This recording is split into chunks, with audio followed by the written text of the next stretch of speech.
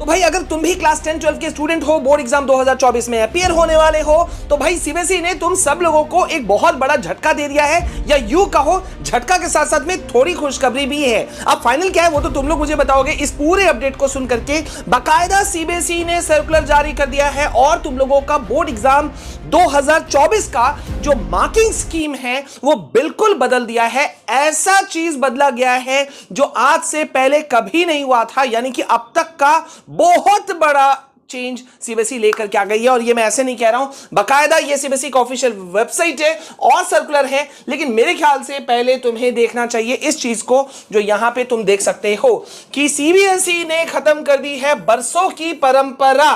अब रिजल्ट में बहुत बड़ा बदलाव, मार्किंग स्कीम में बहुत बड़ा बदलाव।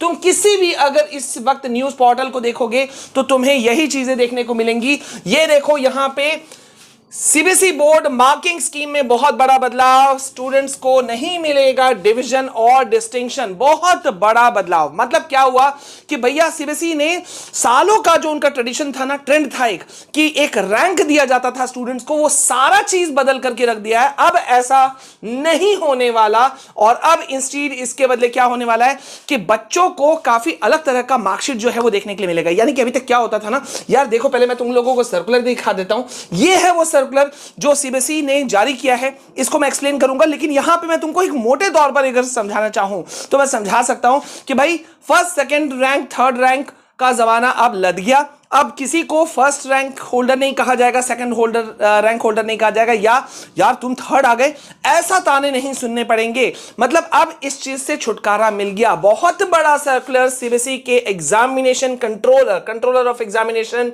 डॉक्टर संयम भारद्वाज ने जारी कर दिया है। बाकायदा ये सर्कुलर देख सकते हो एग्जाम से ठीक पहले। और इसी वजह से देखो मैंने कहा था कि सीबीएसई बहुत सारे बदलाव ला रही है and that's why date sheet आने में भी चेंजेस आ रहे हैं, देरी हो रही है। और भाई देखो अभी मैं तुम लोगों को काफी सारे और नए सारे चेंजेस भी बताने वाला हूं, तो चैनल को सब्सक्राइब करके रख लेना। इस वीडियो को तुम लोगों का लाइक करने का जिम्मेदारी है। कल मैंने तुम लोगों को डेट शीट से रिलेटेड काफी बड़ा अपडेट दिया था। ऐसे समय में कैसे पढ़ोगे, अभी से एक महीना के अंदर में सिलेबस कैसे कवर करोगे, यह वीडियो दिया हुआ है। ऐसा वीडियो तुमको यूट्यूब पे नहीं मिलेगा, so please go for this video as well, ठीक है। लेकिन पहले हम नोटिस को समझ लेते हैं। यहां पे तुम्हारे लिए सबसे बड़ा जो चीज है ना वो ये है कि सीबीएसई ने देखो इसको बीच सेंटर में रख करके लिखा है और लिखा है कि no overall division distinction aggregate shall be awarded from now onwards. मतलब 2024 में जो बच्चों को क्लास 10 के 12 के बच्चों को जो मार्कशीट मिलेगा ना उसमें कोई भी डिवीजन नहीं होगा। यानी कि first division, second division, third division ऐसा कुछ भी नहीं होने वाला। सेकंड पॉइंट, कोई डिस्टिंक्शन नहीं होगा। मतलब अगर कोई रैंक होल्डर होते थे, डिस्टिंक्शन नंबर से कोई बच्चा पास करता था तो वहां डी लिखा रहता था। अब ऐसा कुछ नहीं होने वाला। ये बहुत बड़ा सेकंड बदलाव है।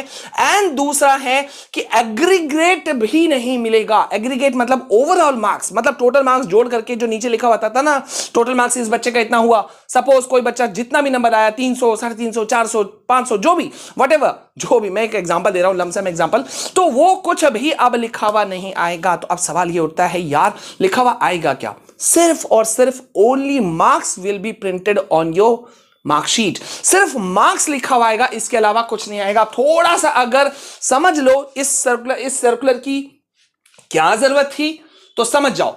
देखो भाई यहां पे सबसे बड़ी जरूरत थी कि सीबीएसई ने खुद लिख दिया कि the CBSE is receiving requests from various person to intimate the criteria for calculating the percentage of the students in the board examination. CBSE को बहुत सारा रिक्वेस्ट मिल रहा था कि भैया ये देखो यहां लिखा हुआ है, सीबीएसई को बहुत सारा रिक्वेस्ट मिल रहा था डिफरेंट इंस्टीट्यूशंस की तरफ से, स्टूडेंट्स की तरफ से, गार्जियंस की तरफ से, चारों तरफ से कि भाई आप बताओ कि क्राइटेरिया क्या है मार्क्स परसेंटेज को कैलकुलेट करने का, ठीक है। क्योंकि बहुत ज्यादा कंफ्यूजन था। कंफ्यूजन वहां पे है जहां पे किसी बच्चों के 5 सब्जेक्ट हैं तब तो थोड़ा बहुत समझ में आता है, लेकिन बहुत सारे बच्चों के 6 सब्जेक्ट होते थे, उसमें कंफ्यूजन कि अगर 6 के 6 में मार्क्स आ जाए और किसी एक में मार्क्स कम आ जाए, या 5 हैं और एक में बहुत ज्यादा अच्छा मार्क्स, तो कैसे कैलकुलेशन होगा। और वहां एक और डिफिकल्ट था कि बहुत सारे बच्चों के 7 सब्जेक्ट भी होते हैं, यानी कि 2 ऑप्शनल सब्जेक्ट होते हैं, तो वैसे स्थिति में मार्क्स कैलकुलेशन कैसे होगा।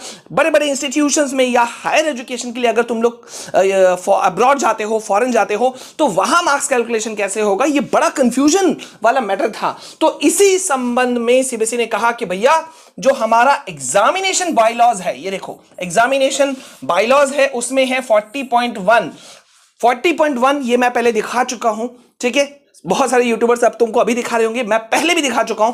तो 40.1 में अगर तुम जाते हो तो वहां पे ये साफ लिखा हुआ है कि भैया अब कोविड के बाद से ही अब ऐसा समय है कि कोई ओवरऑल डिवीजन नहीं मिलेगा, डिस्टिंक्शन नहीं मिलेगा, एग्रीगेट मार्क्स नहीं मिलेगा, सिर्फ जो ओनली मार्क्स जो है ना वो वहां प्रिंटेड होगा, इसके अलावा कुछ भी नहीं होगा। तो मतलब बच्चे एक तरह से फायदे में भी हैं कि भैया उनको किसी को जवाब नहीं देना है, बहुत शांति के साथ में गुजर सकते हैं। अब यहां पे एक और बहुत बड़ा बात है, इस मैटर को भी ले लिया कि if a candidate has offered more than 5 subjects the decision is determined the best 5 subjects may be taken by the admitting institution और द एम्प्लॉयर। कि मतलब मान लो अगर किसी स्टूडेंट के 5 से ज्यादा सब्जेक्ट हैं, 6, तो कैसे कैलकुलेशन होगा? तो बेस्ट 5 का रूल आप अपने आप से नहीं जोड़ोगे, आप जो अभी तक होता था सब अपने मन से जोड़ लेते थे। अब जहां आप एडमिशन लेने जाओगे, एडमिटिंग इंस्टीट्यूशन देख रहे हो, एडमिटिंग इंस्टीट्यूशन या जो आपका एम्प्लॉयर होगा वो जोड़ेगा अपने हिसाब से, बेस्ट 5 सब्जेक्ट्स लेगा, उसके मन में जो हो। अब वो पीसीएम ले ले, पीसीबी ले ले, पीसीएमबी ले ले,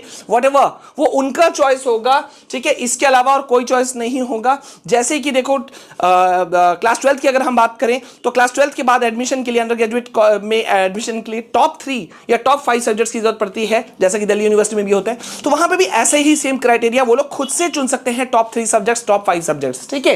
तो ये चीज यहां पे एक बहुत बड़ा बदलाव। और भाई तुम लोग यहां देख सकते हो सारे के सारे लीडिंग पोर्टल्स में यार यहां पे अभी छाया हुआ है कि मार्किंग स्कीम में बड़ा बदलाव हो गया है। बरसों की परंपरा, ये देखो बरसों की जो परंपरा है वो सीबीएसई ने खत्म कर दी, ठीक है। अब तुम लोगों के मन में एक नेक्स्ट सवाल होगा, सर मार्क्स कैसे अब जुड़ेगा? ठीक है, डिवीजन तो खत्म हो गया, डिस्टिंक्शन भी खत्म हो गया, टोटल मार्क्स भी खत्म हो गया, सिर्फ मार्क्स प्रिंट आएगा। तो अब मार्क्स परसेंटेज कैसे हम निकालेंगे? इसके लिए छोटा सा एक वीडियो तुम लोगों को और देखना पड़ेगा, जो मैं नेक्स्ट लेकर आऊंगा।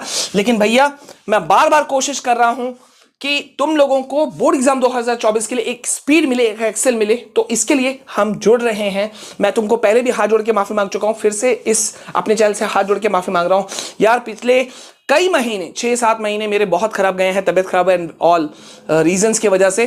तो जिस वजह से मैं खुद अफसोस जाहिर कर रहा हूं कि यार बहुत सारे इंपॉर्टेंट वीडियोस नहीं आ पाए, बट स्टिल मैं कोशिश बीच बीच में करता हूं कि तुम लोगों के लिए ले आऊं।